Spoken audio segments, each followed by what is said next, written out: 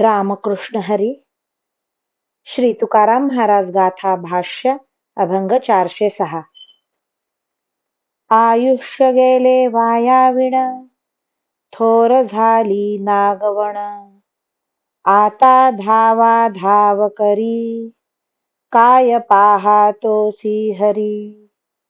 माझे तुझे याची गती, दिवस गेले तोंडी माती.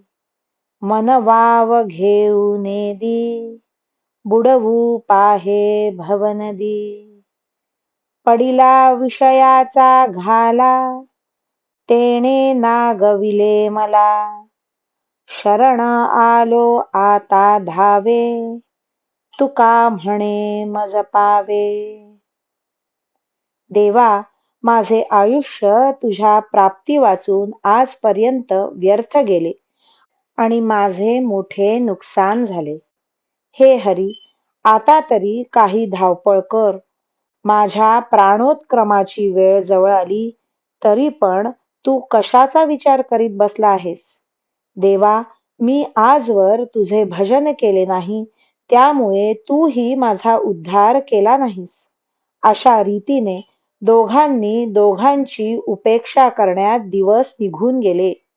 परंतु आता माझ्या तोंडात माती पडण्याची म्हणजे मरणाची वेळ जवळ आली आहे. या विषयासक्त मनाने भजनाकरिता मला सवडच मिळू शकली नाही. हे मन मला भवनदीत बुडवू पाहत होते. तसेच माझ्यावर पंचविषयांचा घाला पडला होता. त्यामुळे माझ्या परमार्थाचे फार नुकसान झाले. तुकाराम महाराज म्हणतात, देवा, आता मी तुला शरण आलो आहे, तरी धाव आणि मला भेट दे. रामकृष्ण हरी.